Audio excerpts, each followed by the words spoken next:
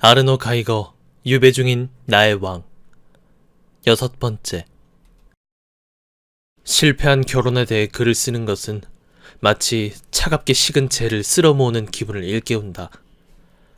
처음 얼마 동안 두 분은 틀림없이 타협해서 마음의 평화 비슷한 걸 얻을 수 있었을 것이다. 두 분은 치열하게 싸우려 하지 않았다. 긴장이 감돌긴 했지만 자식이 태어나면서 부부관계는 안정감을 찾았다.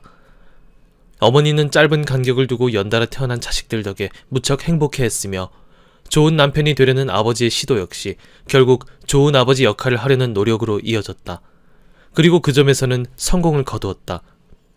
부모님은 자식들에게서 얻는 행복만은 공유할 수 있었다. 하지만 두 분의 애정관계에서 보면 결혼 생활은 절망적이었다. 서로 다른 기질의 감정들은 사사건건 두 분을 괴롭혔고 두 분의 태도는 갈수록 점점 더 완고해졌던 듯하다. 그렇듯 서로 완벽하게 다른 생각을 하다 보면 언젠가는 언쟁을 하거나 양보하는 것이 무의미함을 깨닫게 된다. 처음에 언덕 위 커다란 집에서의 삶은 어느 정도 정상적으로 흘러갔다. 우리는 용케 정상적인 가족으로 살 수 있었다. 낮에는 몇 시간 음악을 연주했고 점심을 먹고 나면 카드를 손에 들 수 있는 아이들은 부모님과 함께 30분간 카나스타를 했다. 점심을 먹기 전에는 아이들이 교회 광장으로 달려가 2시간 동안 집에 다니러 오는 아버지가 사무실에서 나오길 기다렸다. 그럴 때면 온 마을이 다정하고 상냥해 보였다. 집집마다 대개 정각 12시에 점심을 먹었기 때문에 정원과 길의 음식 냄새가 진동했다. 아버지는 자전거 뒤 짐바지와 앞 프레임에 각각 아이를 한 명씩 태웠고 나머지 아이들은 그 옆에서 자전거를 따라 달렸다. 토요일 오후면 아이들을 축구장으로 데려갔고 일요일에는 가족 나들이를 했다. 브레겐츠의 고아원 소년 토니가 방학 때마다 우리 집에서 같이 지내기도 했다.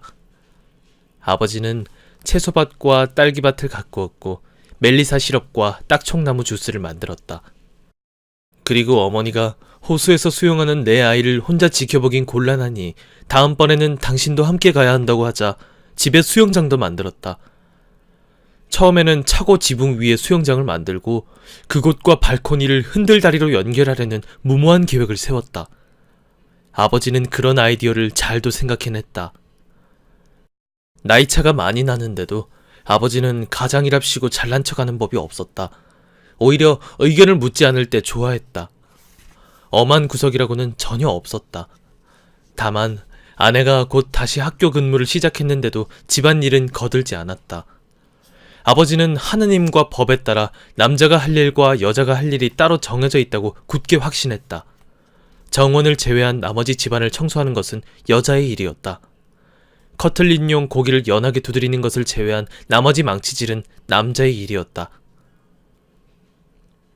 시도 때도 없이 증축하고 개축하는 바람에 집은 수시로 공사장으로 변했다.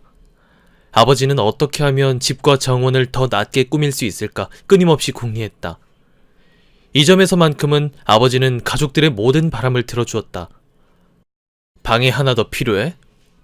뭐 나쁠 거 없지. 그렇게 방이 하나 더 생겼고 회칠할 면적도 늘었다. 어머니는 세상을 향한 갈망에 쫓겨 여름철에 방을 새놓기 시작했다. 이속 빠르게 이모저모 따져 보덴제와 브레겐츠 숲 사이에서 숙박하는 독일과 네덜란드 휴가객이 주로 그 대상이었다. 아버지가 다락방을 만든 후로는 어머니의 학교 동료 교사나 크게 까다롭지 않은 젊은이가 1년 내내 새들어 살기도 했다. 그러다 1977년 어머니는 세상을 맛보았다. 페히라는 이름의 독일 남자가 우리 집에 새를 들었다. 그는 이름에 걸맞게 머리카락이 검었고 또 검은 옷을 즐겨 입었다. 직업이 정확히 무엇인지는 아무도 몰랐지만 인정 많고 친절한 사람이었다. 우리 아이들은 그에게서 오보 말티네를 얻어 마셨다. 성당의 복사 모임에서 낡은 화보 잡지를 가져오려고 하면 다른 아이들은 텔레비전 방송 프로그램 신문과 교회 잡지 하느님의 도시를 들고 갔다. 나는 세입자가 정기적으로 층계 아래 폐지 더미에 던져놓는 슈테른과 슈피게를 가져갔다. 그러면 그 하찮은 것들과 함께 집으로 돌려보내졌다.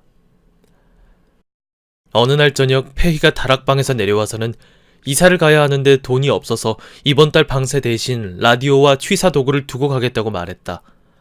아버지는 그러라고 했다. 세입자가 나간 지 며칠 후 경찰이 우리 집을 찾아와 폐희가 RAF 조직원으로 의심된다며 행방을 물었다. 우리는 그가 벌써 떠났다고 말했다. 바로 그 무렵 양말 공장 주인 팔머스가 6월 2일 운동의 일원들에게 납치당했다. 납치 과정에서 전화통화를 주도한 사람이 있었는데 억양으로 포아르베르크 출신임을 쉽게 알 수 있었다. 범인을 찾기 위해 그 목소리를 직접 들을 수 있는 전화번호가 신문에 실렸다. 당시 9살이었던 나는 아무도 모르게 그 번호로 여러 번 전화를 걸었다. 그들의 슬로건은 으스스하면서도 왠지 익살스럽게 느껴졌다. 어쨌든 나는 무엇이 문제인지 하나도 이해하지 못했다. 전화통화의 주인공이 볼프르트 출신의 젊은이라는 사실이 밝혀졌을 때 흥부는 절정에 이르렀다. 어머니가 가르친 적이 있는 학생이었다. 아주 조용하고 착실한 소년이라 귀여워했다는 것이었다. 그 후 몇 년 동안 세입자 폐희에 대한 소식은 전혀 듣지 못했다. 우리 아이들은 수배당한 테러리스트에게 숙소를 제공했고 오보말티네를 얻어마셨다는 사실이 마냥 재미있었고 볼프르트가 RAF의 비밀 아지트라도 된 것 같았다. 어느 날 폐희가 잠깐 다니러 왔다며 우리 집에 나타났고 우리는 조금 당혹스러웠다. 아버지가 경찰이 찾아왔었다고 하자 폐희는 손사래를 치며 경찰에게 금방 붙잡혔다가 금방 풀려났다고 했다. 1977년의 히스테리였다는 것이었다. 아버지는 안도하는 기색이 역력했지만 나는 조금 실망했다. 내 어린 시절도 서서히 끝나갔다. 그때까지 아버지는 자상하고 행복한 아버지였다. 아버지가 주도권을 잡아야 마땅했을 시기까지 사춘기에 이른 자식들은 아버지의 힘에 붙였다. 그것은 비단 우리 아버지만의 일은 아니다. 아버지가 커가는 자식들의 마음을 무언가로 휘어잡아 열광하게 했더라면 좋았을 텐데. 하지만 다른 누군가에게 다가가는 것은 아버지의 천성에 맞지 않았다. 오히려 뒤로 한 걸음 물러나 시골 마을에서의 생활 습관만을 고집했다. 나는 그리스어로 고향과 습관을 뜻하는 낱말들의 어원이 같다고 들었다. 전화벨이 울려도 아버지는 꿈쩍하지 않았다. 누군가 자신에게 용건이 있을 거란 생각은 전혀 하지 못했다. 내 전화는 절대 아니야. 아버지는 말했다. 아버지는 우편 집배원도 기다리지 않았다. 그건 또 왜냐고? 아버지가 궁금해할 만한 걸 가져오는 법이 없었기 때문이다. 아버지는 나와 전혀 상관없는 사람이라는 느낌이 점점 더 강해졌다. 청소년기의 반항 욕구를 아버지의 권위에 대항하는 것으로는 해결할 수 없어서 대안으로 아버지의 무지에 반항했다. 대개는 부모님의 보살핌이 부족하다거나 지나치다고 느끼게 마련인데 나는 아버지의 무관심을 비난한 것이었다. 그런 비난에도 아버지는 반응하지 않았고 그 때문에 나는 더욱더 화가 났다. 도저히 이해할 수가 없었고 그래서 받아들일 수도 없었다. 언제부터인가 나는 아버지를 더는 신경 쓰고 싶지 않은 사람으로 치부해버렸다. 아버지가 아니라도 내게는 다른 문제들이 충분했다. 무엇보다 내 나이에 어울리는 다른 데 관심이 쏠려 있었으니 맞는 말이긴 했지만 핑계이기도 했다. 당시 아버지와의 거리를 언젠가는 다시 좁히는 날이 오길 바랐다고 지금 주장할 수 없을 정도로 상황은 악화되었다. 그 시기에 아버지는 내게 특별히 중요한 존재가 아니었고 때로는 완전히 남남처럼 느껴지기도 했다. 청소년 시절 내가 본 아버지는 너그럽게 판단하고 다른 사람들에게 경솔하게 또는 악의적으로 말하지 않는 분이었다. 점점 멀어지면서도 그 점만큼은 높이 평가했다. 그 즈음 아버지는 지하 작업실에서 많은 시간을 보냈다.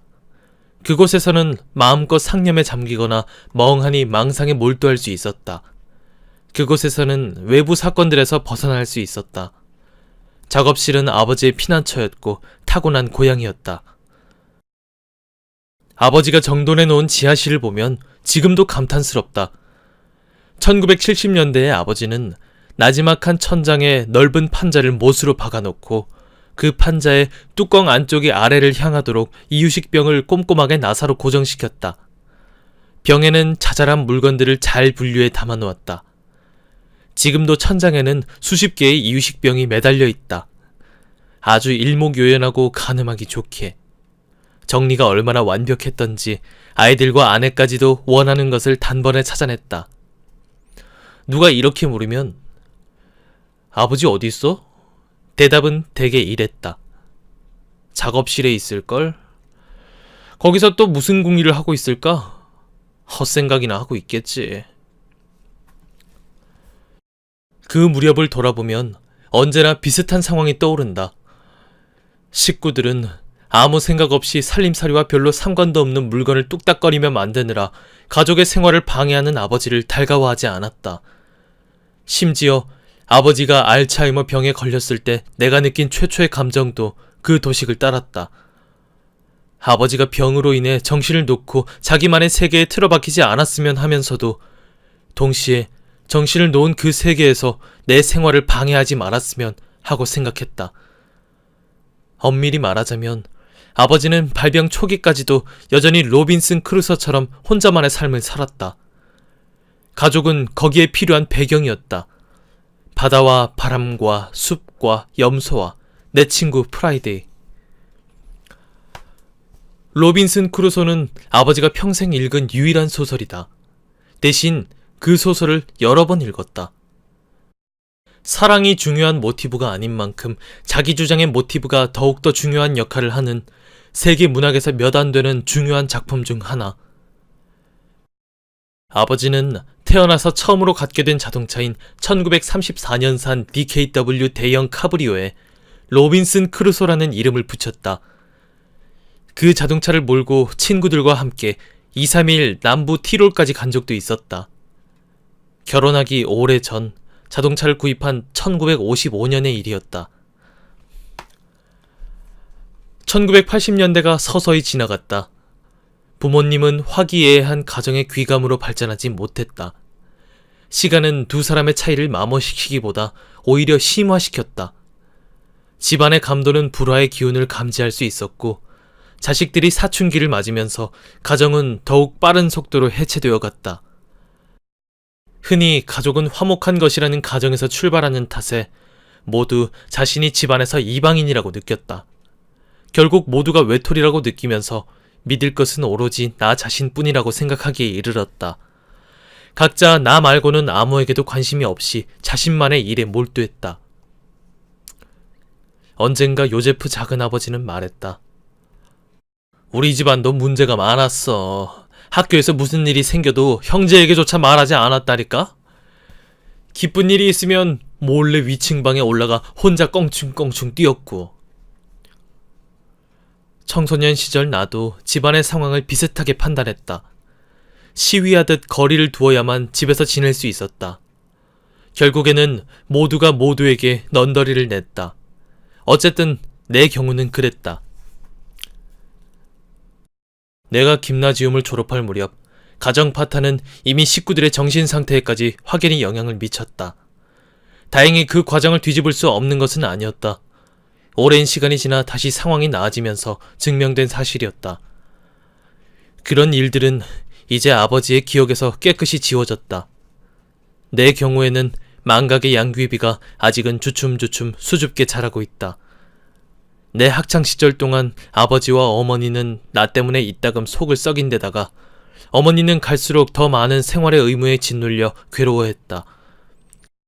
되돌아보면 그때 어머니의 기분이 자주 저조했던 것은 당연한 일이었다. 김나지움 졸업 파티 때는 집에서부터 이미 큰 소리가 오갔다. 게다가 파티 장소에서 졸업생 중 유일하게 나만 와이셔츠를 입지 않아서 어머니가 속상해했다.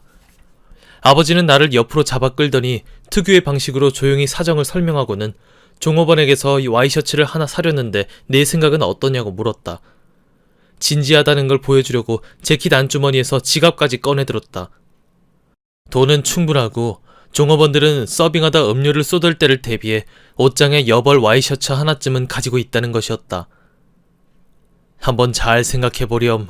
나쁠 것도 없지 않니?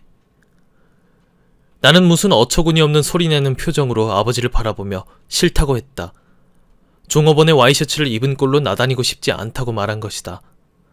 돌이켜보면 그때 그 제안은 존중할 만한 것이었다고 인정해야 한다. 아버지는 화해하려고 애썼다.